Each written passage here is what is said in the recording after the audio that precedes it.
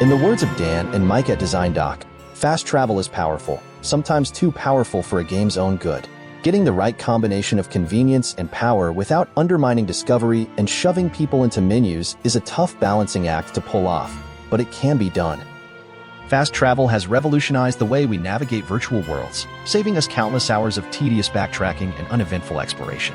While it has sometimes been criticized as lazy or for making players miss non-crucial but still worthwhile aspects of the game, various games have implemented it well by turning it into a reward for exploration or overcoming challenges, something with a resource management aspect to it, or to only skip the parts of a playthrough that most would consider unnecessary.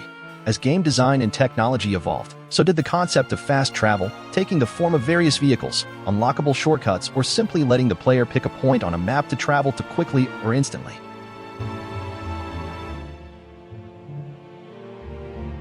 Let's start with what seems to be the very first example, found in the RPG Moria from 1975. In this game, there's a move the player can make called tie a string. This treacherous mechanic works like a teleport beacon, moving the player back to where it was first used. However, it disappears when moving between floors, and it can even be cut off by monsters if you're unlucky. So while it has some use, you can't exactly rely on it. Later games such as Journey to the Center of the Earth, 1984, Exile by Superior Software, 1988, and Flashback, 1992, would eventually implement a more reliable teleport beacon as an indestructible item that the player could find. Here are some more retro game examples. Superman, 1979. Here's an early example of a creative, if confusing way to implement shortcuts. If in Superman form and the player moves north or south to the edge of the screen, they end up on another screen, predetermined by the game, which seems to be located to the north or south of the previous screen as if the game was in top-down view. When entering a building, there's no exit door on the same screen. This is actually a subway system. Players can change stops by exiting a screen upwards, or go down, left, or right to exit the subway system. The one-way warp to a later level. Early examples include Major Havoc, 1983, Crystal Castles, 1983, iRobot, 1984, Super Mario Bros., 1985, Bubble Bobble, 1986, etc. This version or derivative of fast travel does pretty much what you'd expect, although it tends to be more or less hidden from plain sight as an exploration and/or timing challenge for the player. A key difference is that it can be used as a cheat as well. Can you beat the aforementioned games without it? Ultima 4, 1985. This creative RPG is known for its focus on self-improvement according to a set of moral virtues rather than defeating the villain of the story. When it comes to fast travel, the game lets players teleport between moon gates, usually located near a town, based on the phases of the world's two moons. The left moon's phase tells you when a certain gate will appear, while the right moon's phase tells you where you'll end up if you go into a gate. This feature actually carried over from the prequel, Ultima 3. New to this game, however, one can also travel to each moon gate via the gate travel spell, choosing between them from a list of numbers in the GUI. This feature probably influenced the later Dragon Quest III's use of the zoom spell.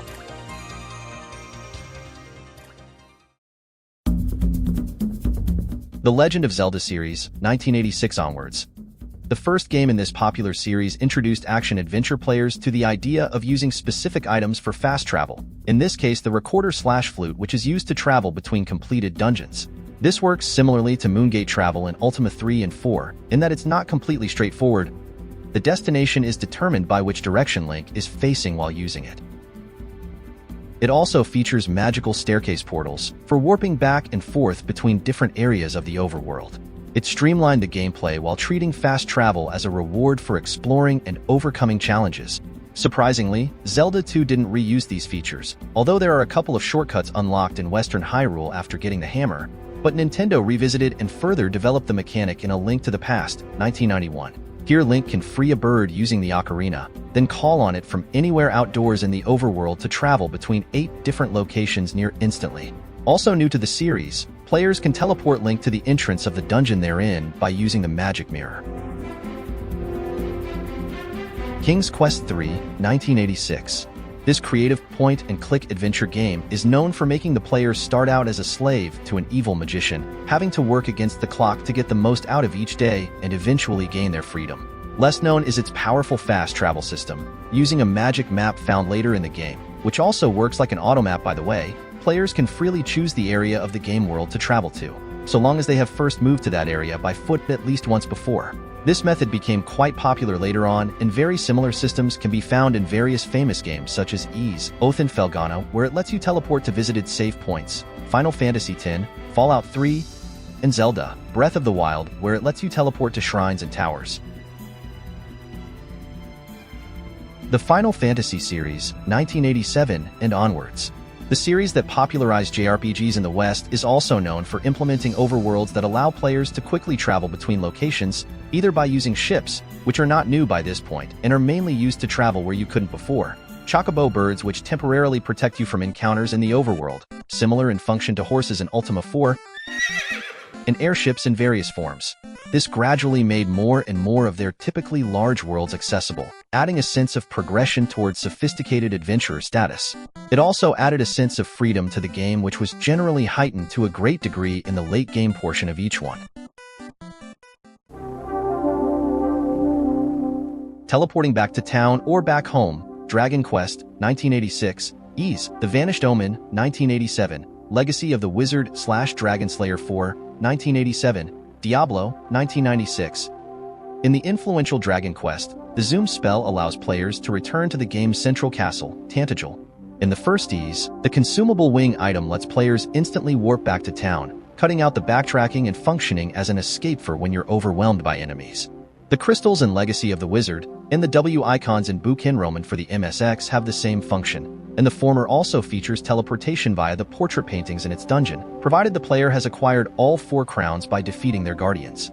In Diablo, a town portal spell lets the player, as well as other players, teleport back to town and then back into the dungeon before disappearing. In multiplayer, this can be used to quickly join up with someone further into the dungeon without the portal closing, and if 2 or more players cast the spell, they can keep using another's portal instead of using up their own.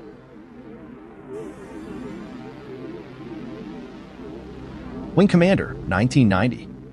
This influential and ambitious space combat simulation game also offers a unique take on fast travel. Autopilot, activated with the A key, triggers a shortcut scene in which your ship moves towards the next objective on the map. This lets you skip longer distances without skipping any event, since if you encounter enemies or asteroid fields, the gameplay will resume.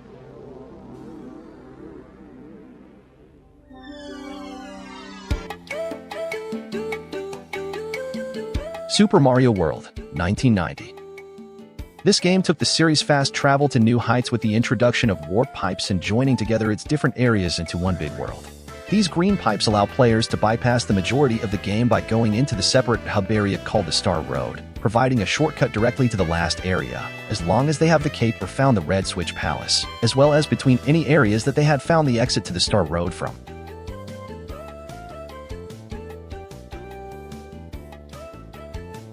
The Elder Scrolls II: Daggerfall, 1996. This game offers the most complex and varied fast travel systems thus far. First off, it allows players to instantly teleport between locations they've learned about on the world map at the click of a few buttons, but it also makes them consider a few factors when doing so. In-game time spent when using it, which matters here since most quests are time-sensitive. Cautious or reckless travel affects travel time as well as your HP, MP, and stamina stats when arriving. Transport type: on foot, horseback, or via ship. And if you want to rest at inns or outside, where the former is faster but more expensive, you'll then be teleported to your destination instantly. Many appreciate the convenience this offers, especially in sprawling virtual landscapes, which also tend to be mostly empty and eventless in this game's case. Well, unless you play a later, modded version of it, that is. There's also a teleport beacon spell in this game that offers a strategic layer in that it can, for example, be placed at the entrance to a new dungeon before one goes exploring, or for something shady while in a town. Finally, you can also gain a high rank in the Mages Guild, giving access to one-way teleportation, or two-way if you place a beacon first, to any point marked on your map. So, what are your thoughts on fast travel in gaming? Do you prefer the simplicity of some earlier implementations, like one-way warp gates? For fast travel to be rooted in reality in some way? Or perhaps for games to maintain some challenge during traversal? Or do you enjoy the convenience of more modern fast travel systems? Share your favorite examples and thoughts below.